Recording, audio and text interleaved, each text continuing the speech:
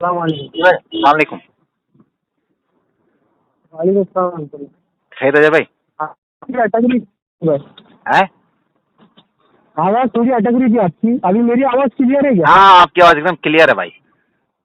Clear ہے نا؟ ماشاء جی جی اللہ. جی. اچھا تو چلو دیکھیں یہ بات ہماری جو ہے نا یہ اچھی ہوئی تھی کہ آپ میرے سے پوچھے تھے. آپ سنو آپ پہلے بول لو 1 منٹ پھر میں بولوں گا 1 منٹ ایسے کر کے بھائی بات کریں گے انشاءاللہ. لوگوں کو سمجھ میں آنی چاہیے بات. ٹھیک ہے آپ بولے بھائی. جو تطبیق والا اتحاد میں نے جو مسئلہ متعارضہ فی کے اندر پیش کیا تو آپ یہ بول رہے تھے کہ اس اتحاد میں خطا کا امکان ہے یا نہیں. دوسری کمنٹ میں یہ بولے اس میں خطا کا امکان ہے کہ نہیں تو آپ اس کا کانسیپٹ کو تھوڑا کلیئر کرو. ہلو حضرت آواز آ رہی ہے نا؟ ہاں تھوڑا کٹ کر بولو بولو. ہاں میں نے بولا کہ دو چیزیں آپ نے پوچھے تھے. ایک تو حضرت امام اعظم ابو حنیفہ رحمۃ اللہ علیہ ان کے اجتہاد کے تعلق سے کہ ان کا اجتہاد میں خطا کا امکان ہے یا نہیں ہے. ٹھیک ہے. ایک تو دوسرا یہ کہ حضرت ابو بکر صدیق رضی اللہ تعالیٰ عنہ کی حدیث میں خطا کا امکان ہے یا نہیں ہے. تو اس کانسیپٹ کو تھوڑا کلیئر کرو کہ آپ پوچھنا کیا چاہ رہے تھے. دیکھیے سامعین کرام میں نے اظہر بھائی سے ایک سوال کیا تھا کہ اظہر بھائی ایک مسئلہ پیش کریں جس میں آپ نے تقلید کیا ہو اور اہل حدیث نے انکار کیا ہو تاکہ سمجھ میں تو آئے کہ کون سا مسئلہ ہے وہ. ٹھیک ہے. اب تو اظہر بھائی نے ایک حدیث ایک مسئلہ پیش کیا کہ امام بیٹھ کر نماز پڑھے تو مقتدی کیا کرے.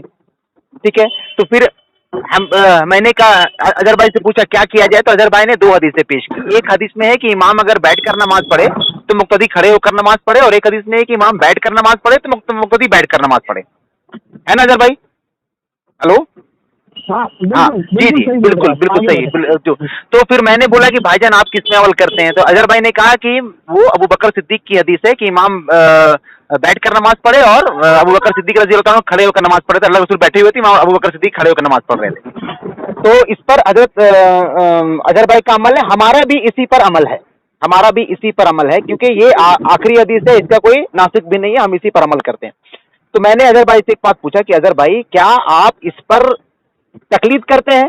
تو اظہر بھائی نے کہا کہ ہاں ہم اس پر تقلید کرتے ہیں. ٹھیک ہے نا اظہر بھائی؟ ہاں بالکل بالکل. تو پھر دیکھیے سب سے پہلی بات اٹھتی ہے کہ اظہر بھائی اس بات کی وضاحت کریں کہ کیا تقلید جو ہے وہ حدیث پر عمل کرنے سے ہوگا کہ اجتہاد کرنے سے ہوگا. ٹھیک ہے. کیونکہ اس پر ان کو بتانا ہوگا کہ یہ عمل حدیث پر کر رہے ہیں اور نام تقلید کا دے رہے ہیں. امین اقوڑوی صاحب کہتے ہیں کہ اور صرف مسئلے اجتہادیہ میں تقلید کی جاتی ہے, حدیث میں تقلید کیسے ہوگی؟ پھر میں آپ کو آگے بتاؤں گا. سامنے کرام پہلے تو اظہر بھائی کلیئر کریں اس مسئلے کو. جی اظہر بھائی. اب میں آپ سے گزارش کروں گا طارق بھائی, جیسا میں آپ کے بیچ میں بالکل خاموش رہا اور جواب دیتا رہا. نہیں آپ بولے, میں بالکل خاموش ہوں, بالکل خاموش ہوں. ماشاء اللہ ماشاء اللہ. سب سے پہلی بات تو یہ ہے کہ طارق بھائی نے یہ کہا کہ انہوں نے جو اس سے مطالبہ کیا کہ بھائی کوئی ایسا مسئلہ پیش کرو جو اجتہادیہ ہو اور امام ابو حنیفہ رحمۃ اللہ علیہ کی ابتدا میں آپ اس پہ عمل کرتے ہو اور اہل حدیث اس پہ عمل نہیں کرتے. ٹھیک ہے. تو ہم نے یہ کہا کہ ہمارے پاس 2 طرح کی حدیثیں موجود ہیں. ٹھیک ہے. 2 طرح کی. امام کی ابتدا میں مقتدی اگر امام بیٹھا ہو تو بیٹھے یا کھڑے ہو, تو حضرت ابو بکر صدیق رضی اللہ تعالیٰ عنہ والی حدیث جو ہے ہمارے امام کے اجتہاد کے مطابق, یعنی انہوں نے اس حدیث کو تصدیق دی ہے اور ترجیح دی ہے کہ یہ عمل کرنا ضروری ہے اور جو دوسرا والا عمل ہے یہ منسوخ ہے. تو یہ ان کا اس سے یہ کہنا ہے کہ بھائی طارق بھائی کا کہ بھائی آپ چونکہ اس حضرت ابو بکر صدیق والی حدیث پہ عمل کر رہے تو اس میں اجتہاد کیسے ہو گیا. تو میں ان کو یہ بتانا چاہوں گا کہ انہوں نے جیسے کہ علامہ صفدر رحمہ اللہ کا جو ہے حوالہ پیش کیا کہ اجتہاد ہی میں تکلیف کی جائے گی, تو میں ان سے کہوں گا کہ اجتہاد کی یہ قسم ہے مسئلہ متعارضہ فی, یعنی جس میں 2 طرح کے دلیل ہوتے ہیں, دلائل ہوتے ہیں, تو ان دلائل کے اندر سے کسی ایک دلیل کو یا یہاں پہ جمع دلائل ہوں گے تو ان میں سے کسی ایک دلیل کو متعدد میں سے متعین کر کے اس پہ عمل کرنے کا اجتہاد کرنا یا اس کو لکھنا یہ تقلید ہی کہلاتا ہے. اور اس کے لیے جامع علوم البیان جو ہے اگر یہ پڑھیں گے تو ان کو انشاءاللہ اس کا علم ہوگا. ٹھیک ہے. اور علامہ امین صفدر اقاڑوی رحمۃ اللہ علیہ نے اپنے جو انہوں نے مقالات وغیرہ لکھی ہے اس کے اندر بھی اس بات کی بحث لکھی ہوئی ہے مقدمے کے اندر بھی. تو بھائی یہ جس کو حدیث کہہ رہے یہ حدیث وضاحت کے ساتھ تو ہے، لیکن اس کے ساتھ دوسرے متعدد دلائل بھی ہیں سیم مسئلے میں، لہٰذا کون سی دلیل پہ عمل کیا جائے گا؟ یہ کسی بھی قرآن اور حدیث کے اندر، یہ قرآن کی کسی بھی آیت یا حدیث کے اندر مذکور نہیں ہے، اور اس کے عمل کرنے میں ہم لوگ مکلف ہے امام ابو حنیفہ رحمۃ اللہ علیہ کے۔ اور دوسری بات میں یہ کہوں گا کہ اہل حدیث حضرات خود جو ہے ان کے ائمہ جنہوں نے امام ابن ابی شیبہ رحمۃ اللہ علیہ کا باب رد علی ابا حنیفہ تھا، یہ جو بات انہوں نے امام ابو حنیفہ کے رد میں پیش کیا، اس بات کے تحت انہوں نے جو ہے امام ابن حبان کی طرف جو ہے ایک قول منسوخ کیا، جس کے اندر امام ابن حبان رحمۃ اللہ علیہ نے یہ جو میں نے حدیث پیش کی ہے امام حضرت امام ابو بکر رضی اللہ تعالیٰ عنہ کی، جس کے اوپر امام اعظم کا اجتہاد ہے، انہوں نے حدیث پیش کر کے کہا کہ امام ابن حبان نے فرمایا کہ یہ حدیث جو ہے 60 ہجری میں ہے، لہٰذا یہ بات کی ہے، اس لیے اس پہ عمل ہوگا، پہلے والی حدیث پہ عمل منسوخ ہوگا۔ تو یہ ہمارا جواب تھا۔ اب یہ مسئلہ چونکہ میں اجتہاد سے ثابت کر چکا ہوں کہ یہ اجتہادی مسئلہ ہے، قرآن و سنت میں اس بات کی کوئی دلیل نہیں کہ مسئلہ پہلے کا بولتا ہے بعد کا بولتا ہے، تو حدیث کو تطبیق دینے میں ہم نے امام اعظم کے اجتہاد پہ جو ہے آگ بند کر کے اس کو مان لیا۔ جی خاموش رہے، میری بات پوری ہو گئی، میں بیچ میں نہیں بولا تھا۔ تو یہ جو اجتہادی مسئلہ تھا میں نے اجتہاد سے ان کے سامنے رکھا ہے، اور اگر یہ اس اجتہاد کے ذریعے سے اس حدیث کو مانتے تو بولے کہ ہم اجتہاد کے ذریعے سے مانتے، اگر یہ تحقیق کے ذریعے سے مانتے تو قرآن حدیث سے یہ اپنی تحقیق پیش کرے کہ کس بنا پہ انہوں نے اس حدیث کو بعد والی تسلیم کیا، اور کس جو ہے تحقیق سے اس حدیث کو جو میں نے پہلے بیان کی تھی اس سے پہلی والی تسلیم کیا، اس کا جواب شارف بیٹھے گی۔ دیکھیے سامعین کرام، غور کیجیے گا کہ اظہر بھائی نے بات کو کیسے کیسے گھمایا ہے۔ انہوں نے کہا کہ یہ ابن حبان رحمۃ اللہ علیہ نے فرمایا کہ یہ بعد والی ہے، یہ پہلے والی ہے نا۔ یہ عمل کر رہے ہیں امام ابو حنیفہ رحمۃ اللہ علیہ کی بات پر، اور کہہ رہے ہیں کہ ابن حبان نے فرمایا کہ بعد کی ہے پہلے کی۔ ابن حبان کا نام تو ان کو لانا ہی نہیں ہے کسی بھی صورت سے، کسی بھی آدمی کا نام نہیں لا سکتے ہیں، یہ اس لیے نہیں لا سکتے ہیں کہ واحد امام ابو حنیفہ کے مقلد ہیں یہ، اور میں ان سے تقلید پر بات کر رہا ہوں۔ اگر یہ ابن حبان کے مقلد ہیں تو پھر یہ بولیں یہ نہیں لا سکتے ہیں، کبھی نہیں لا سکتے ہیں کسی کا نام بھی، ٹھیک ہے۔ آپ سمجھیے گا سامعین کرام، غور کرنے والی بات ہے کہ عمل ہو رہا ہے، ایک حدیث کو کہا جا رہا ہے منسوخ، کہ وہ حدیث منسوخ ہو گئی، اور پھر عمل کیا جا رہا ہے دوسری حدیث پر، اور پھر اس میں نام دیا جا رہا ہے اجتہاد کا، کہ امام ابو حنیفہ نے اجتہاد کیا اور کہا کہ ایک حدیث پر عمل کر لو، یعنی قیاس کیا اور جو عمل کر لو۔ اب میں اظہر بھائی سے ایک بات صرف اور پوچھنا چاہوں گا، پھر اس کے آگے کی وجاہت میں، کہ کیا آپ اجماع مانتے ہیں اس میں، امت کا اجماع مانتے ہیں کہ ابو بکر صدیق رضی اللہ تعالیٰ عنہ والی جو حدیث ہے وہ اس پر امت کا اجماع ہے کہ اس حدیث پر عمل ہوگا؟ بتائیں اظہر بھائی۔ بالکل بھی جو سننے والے سنیں گے انشاءاللہ، کہ میں نے الحمدللہ اللہ کے فضل سے کوئی دھوکہ نہیں کیا اور بالکل وضاحت کے ساتھ اپنی بات رکھی۔ شارف بھائی کو مغالطہ ہوا ہے کہ میں نے ابن حبان کو اپنی دلیل میں پیش کیا، میں نے اس کو واضح طور پر یہ کہا کہ امام اعظم ابو حنیفہ کی تحقیق سے ہم جو ہے اعتماد اور اعتبار کرتے ہوئے ان کے مسئلے کو لیتے۔ اب یہ کہہ رہے کہ اس پہ اجماع ہو گیا، اب مجھے یہ بتائے کہ اس پہ اجماع کس کا ہوا، پہلی بات۔ دوسری بات، اگر یہ اس کو اجماع مانتے تو ابن حبان کے علاوہ جو ہے مصنف ابن ابی شیبہ کا باب میں نے جس کا ذکر کیا، باب رد علی ابی حنیفہ، اس کے اندر جو ہے امام ابن ابی شیبہ رحمۃ اللہ علیہ نے پہلا ہی مسئلہ یہ بیان کیا، پہلا مسئلہ، یعنی امام ابو حنیفہ کا رد کرتے ہوئے انہوں نے اس مسئلے کو بیان کیا کہ دیکھو امام ابو حنیفہ جو ہے یہ مسئلہ بیان کرتے اور مسئلہ اس کے برخلاف ہے، تو انہوں نے امام ابو حنیفہ کے خلاف مسئلہ پیش کیا ہے، جو ہے محدثین کے جو ہے اساتذہ میں گنے جاتے ہیں امام ابن ابی شیبہ رحمۃ اللہ علیہ، تو انہوں نے ایک مسئلہ بیان کیا اور اس سے رد کرتے ہوئے لکھا کہ یہ مسئلہ ایسا نہیں ہے، اور یہ شارف بھائی ہمارے کہہ رہے کہ اجماع ہو گیا، بھائی کس کا اجماع ہوا مجھے بتائیے گا۔ شارف بھائی سے میں پوچھنا چاہوں گا۔ دیکھیے سامعین کرام، میں نے ان سے پوچھا، نہیں اظہر بھائی میں نے تو اجماع کا انکار کر دیا۔ ہاں چلیے، آپ اس پر اجماع نہیں مانتے ہیں ماشاءاللہ، یعنی آپ یہ مانتے ہیں آپ یہ مانتے ہیں کہ بہت سارے لوگ جو ہے منسوخ پر عمل کرتے ہیں؟